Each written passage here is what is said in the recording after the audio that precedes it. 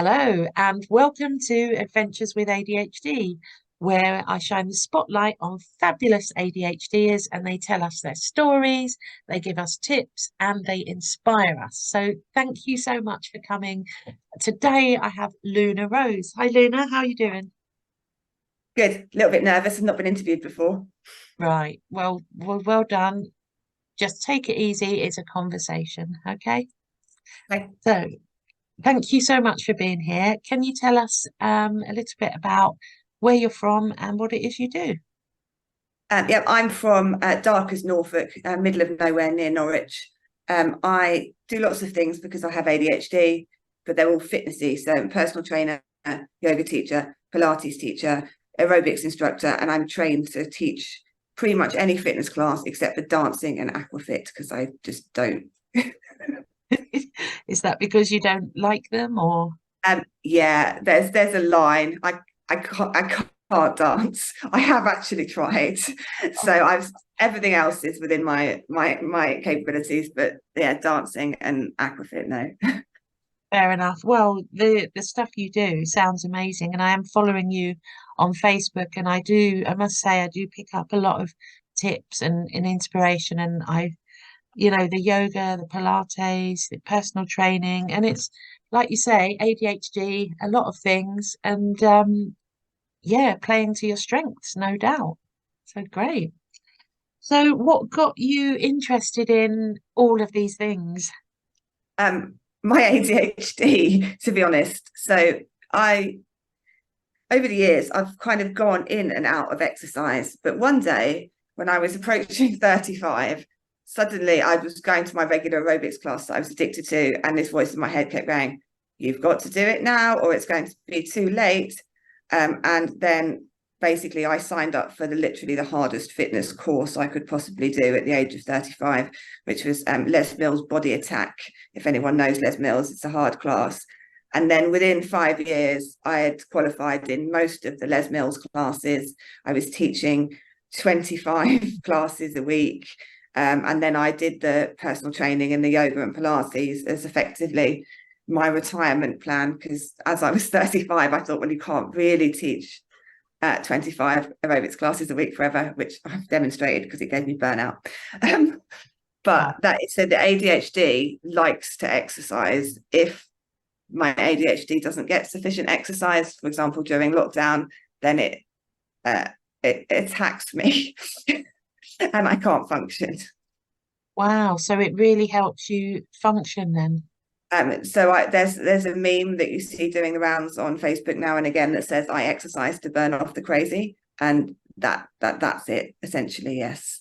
So I thought if you're going to have to do excessive amounts of exercise to keep yourself sane, you might as well be paid for it. Absolutely. Yeah.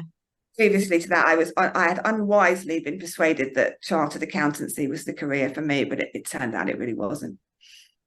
Okay. But is accountancy what you did before? Yes, I did both briefly. So I was an accountant for like 20 years. I was still an accountant when I did the fitness training. I had jobs alongside doing the fitness classes, and then I kind of became unemployable. And I ended up setting up my own accountancy firm, specializing in accountancy for fitness instructors like myself. And I quickly worked out that most of them had ADHD as well. So I was effectively an accountant for other people with ADHD, which was quite kind of stressful. Right. Wow. There are people that do that really, really well. And it was okay for a while, but my heart wasn't really in it. I jumping around like a maniac is more what I enjoy. Yeah, amazing. So what's different for you now? You're doing a career, a business that is more in tune with you. So my health is really, really improving. So I got severe burnout. It wasn't really from the fitness classes, it was from doing the fitness classes plus running my other company as well, and just being generally very stressed. Since the burnout basically screwed up my business. So it was a relief to only, and I'm like, I'm going to go back and I'm just going to do what I like doing. I'm 45 now. I'm sick of doing what other people tell me. So I'm sat in my yoga studio that I rent. So it's a yoga and personal training studio in my local town. And it's not very tidy because of the ADHD, but it's absolutely lovely space. And I just come in here and I just feel happy and warm, and stress is disappearing day by day. And so I probably still got a few injuries, so I can't do too much cardio, but I'm probably in the best health I've ever been in. Wow. I've always been a very stressed person, which Right. obviously I have autism and ADHD, and I didn't find this out until I was 41. So there was a lot of stress there from hiding my real self, I guess. Yeah. So do you feel like you're now becoming your real self doing all this stuff? Yes. So particularly because Luna is not my birth name. I changed my name to Luna to mark my new start in life. So yeah, I was sort of reborn almost, you might say. Wow. And yeah, it's so important to do what suits you. And what would you say to somebody else that's in a similar position to you before, in a job that was stressing them out? Don't leave it so long that it makes you really ill, Hmm. because if you're it's that thing where you think, if I can just get through the next week, that'll be okay. If I can just get through the next month, it'll be okay. And then it never is. And then the stress just weighs down on you. And I wish I had the confidence to go and do what I wanted to do when I was still, earning money and still functioning, rather than having to wait until I was burnt out and broke, and then thought I'd still rather be burnt out and broke than go back to that. I wish I'd had the confidence to sack it all off a lot earlier, really, to be honest, because you will get through it. It's going to be a bit rubbish, but the light is at the end of the tunnel. So I enjoy going into work now. I enjoy, Yeah. I don't cringe every time my phone rings, or have a Wow. photo of my emails anymore like I had in the end. So yeah. That's massive change. Thank you. Thank you for sharing that. Um, so in terms of Pilates, yoga, all these lovely things, how do they help you? I know you said the cardio helps your ADHD. What about the other stuff? Yeah, so the yoga and Pilates. So effectively, because I have been undiagnosed my whole life, and so I didn't receive appropriate interventions at the right time. My part of the reason I ended up with burnout is my body was completely wonky from untreated dyspraxia and things like that. So that was part of the reason although I enjoyed teaching the high energy fitness classes, I was always injured more than other people. And it was just like, why doesn't my arms work the same as someone else's and stuff? So again, after being forced to I couldn't do anything except yoga and Pilates. They've really helped me to treat these underlying kind of dyspraxia things. I was kind of all twisted up in the middle and wonky and stuff. And it's taken me the best part of 3 years to unpick this. And I'm now, even every day I wake up and it's like, oh, my pelvis has moved into a more comfortable position and things like that. So I'm literally rebuilding myself like a bionic woman. Yeah. And so when I am then ready to go back to jumping around like a lunatic for more hours a week than I currently am, I'll be doing it on a much more stable base of support. It's been great for my mental health, because it turns out that thing where they say that stress gets stuck in your body is true. So the more stressed you get, the more tightness and knots in your back and stuff. So it's really helped with that. And so the ADHD symptoms are generally a lot more under control if I can persuade myself to do. So I recently started making myself do yoga in the garden every morning, by which I mean just go out and stand on the grass in bare feet. And if I do that, that's a success. And if I move, then bonus.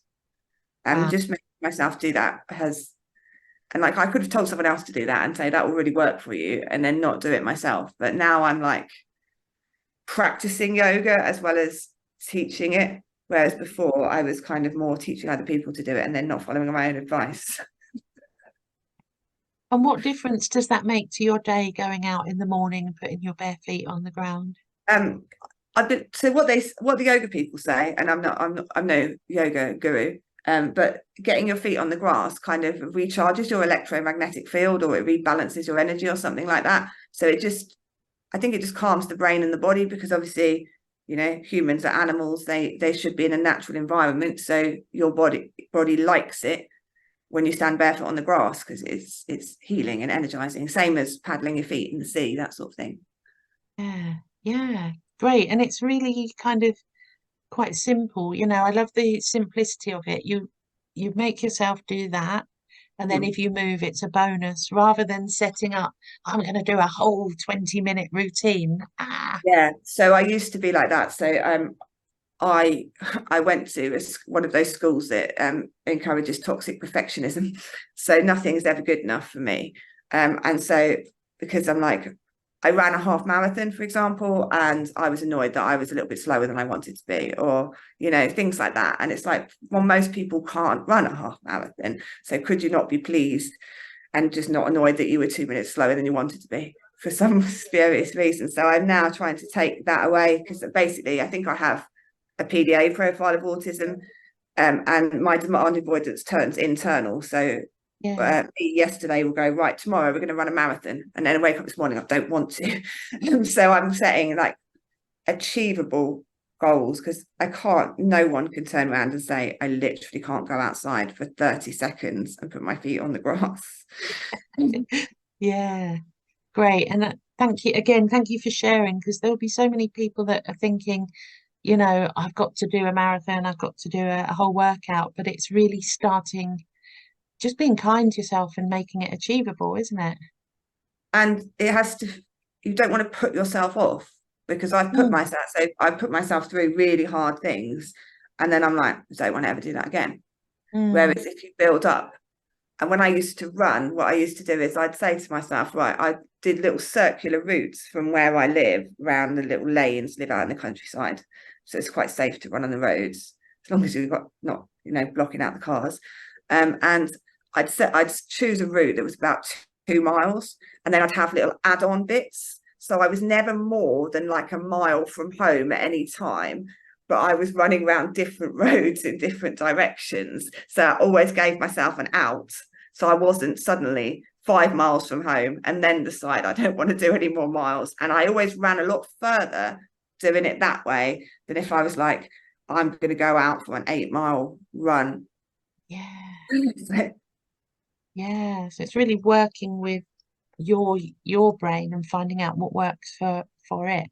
I think the autism and the ADHD, it's like having two separate personalities almost. So it's like the autism is like, I just want to stay under my weighted blanket and watch the TV. And then the ADHD starts getting antsy, and then they like argue with each other. I have this, yeah, I have the same conversation so much with this inner conflict and argument with autism and ADHD. So it's great when you find ways to help them work together. Yes, have a little team meeting. Yeah, come on, we can do this together. Yeah. Yeah. And it's kind of that approach, isn't it? That kind of kind and compassionate approach. Yeah, I'm basically, I think this is, I'm basically reparenting myself. I think that's what this is called, I think. Yeah, yeah.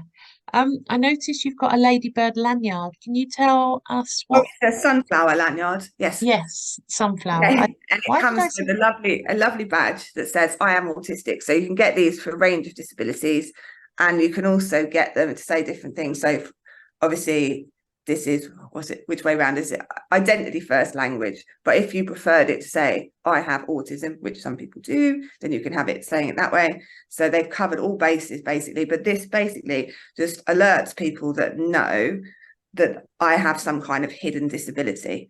And I've been calling it my magic badge that just makes people nicer.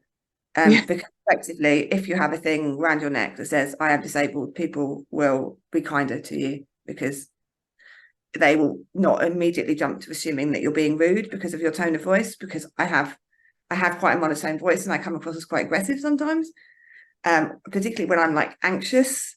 So people mistake my anxiety for aggression. And then since having this, you know, I have had to deal with a little bit of people kind of talking to me like I'm 5 years old occasionally, but mostly it's like, oh right, yes, and then it often sparks a conversation with another person. Mm. I'm neurodivergent, or my child has ADHD or is autistic or whatever. So it's a conversation starter as well. But I just wear it everywhere, essentially, because I was working as a personal trainer at a gym, the University Sports Park in Norwich, which is absolutely enormous, very bright lights, lots of noise. And I had an incident of sensory overload. And when I have sensory overload, it's like being drunk, and start to like lose the ability to speak in coherent sentences. So Yeah, like my brain will be still there, but I can't express it. right. And so after that happened, I started carrying a little note around with me with said medical information on it. And I wrote this on here, and I wrote, "Hello, my name is Luna. If I have given you this card, it means I need your help. I have autism and ADHD, and when my brain goes into sensory overload, I can't speak as well as usual. Brackets, I normally speak just fine," and it goes on. And it's just basically says, "Sit me, I'm perfectly intelligent. I just don't seem it at the moment. Sit me down in a quiet room and wait for me to calm down." And then after that, I thought, well, if I get the badge as well, Yeah. so you don't have to have a diagnosis to get this. So it's just like they give them to everyone at airports now. If you say you want passenger assistance at an airport, they just stick one of these on you. So they're quite well known now. Oh, amazing. Yeah. I I was thinking of getting one for the supermarket, which is a bit of a trigger for me. But It's also brilliant because you see other wearers walking around, and motorcyclists always like nod to each other. It's sort of like that. I was, oh, hello, you've got one as well. oh, that's amazing. Thank you. Thanks for sharing again. Um, so what what tips have you got for people that want to get moving, want to exercise, but just can't get started? So it's like what we discussed earlier, that just pick one very, very easy thing. So it's all about steps in the right direction. So each time you step out onto the grass, put your feet on the grass, that's literally a step in the right direction. So if you pick one thing, so don't have a negative goal. Pick one thing. So for example, every day do one really good squat. Mm, And you set yourself a goal, you get up every morning, you do one squat. That's all you have to do, is your bare minimum is one squat. A squat is getting up and down off a chair. You could make it getting up and down off a chair, but properly yeah, as a squat. And then if that's my goal for the day, I've done one. And then hopefully in fullness of time, I'll be like, oh, maybe I could do two, yeah, three. And then you just build it up like that. So it's like, what's it called? That's like little 1% gains. That's how they win the Olympics. 1% better every day. amazing. And I must tell you actually, Luna, because I've seen you on Facebook talking about the one squat, and I've Hmm. been doing combining it with picking my dog's ball up with Yeah. the squat. So kind of like I did 10, but that I have built up. I was doing one. So yeah, it's such good advice. And you can sneak the squats into the day. So every time you get up and down from a chair, it's a squat. So if you just, every time you're going to get up or get down, if you just say to yourself, I'm going to do this properly, you're moving anyway. So you're not making it more effort for yourself. And just make sure that your joints are lined up, sitting nice and tall, core is switched on. And then over the course of the day, every time you get up and down, you're having a workout. Whereas if you just kind of like pull yourself out of a chair, can't be bothered, then Yeah. your body learns that that's how you move. So what you do in a fitness class is great. But if you then, so we come out of Pilates in good posture, and literally I watch the whole class. Immediately they get outside the door, suddenly crunch themselves back down and walk out to the door chatting to their mate, like in bad posture again, because they can't. It's a thing they do in the class. Yeah. Class is over, and then it switches off. Whereas what you're really supposed to do with Pilates is meant to become how you move. Every time you move, it can be Pilates.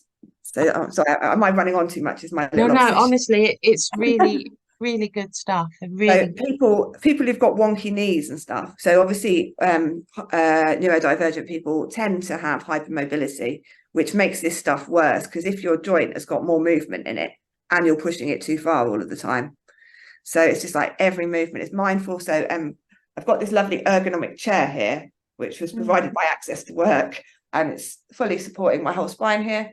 Yeah, okay. And a lot of my trouble was I would previously be working on a laptop when I was an accountant, and I'd be crunched over like this, and I'm hypermobile, I'm dyspraxic, and I'd be spending out and low body awareness. So I'd be spending hours a day like this. Yeah. And my poor mother had been a secretary all of her life, and this was before they knew about desk setups and stuff. And she's like very, very bent over. So Gosh, brilliant. Well, thank you. Where can people find you? Do you do online and in person? How do you yeah, work? so I mostly do online at the moment. So I have got my lovely yoga studio in Durham, but basically all of the people that I hang around with online tend to be neurodivergent. Way I work is have a 30-minute chat to see if we're a good fit to work together, because you have to have the right person, and you can tell pretty much straight up.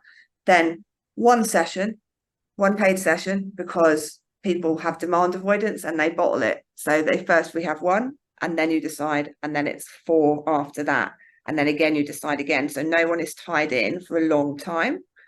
Every 4 weeks or up to 6 weeks sometimes, you decide whether you're going to keep me on, because I don't want this thing where you have to awkwardly dump me, because my goal is to train people not to need my services. So the sooner they don't need me, the better, which is a terrible business model. So I'm always looking for new clients, because as soon as my clients don't need me, off they go into the wild.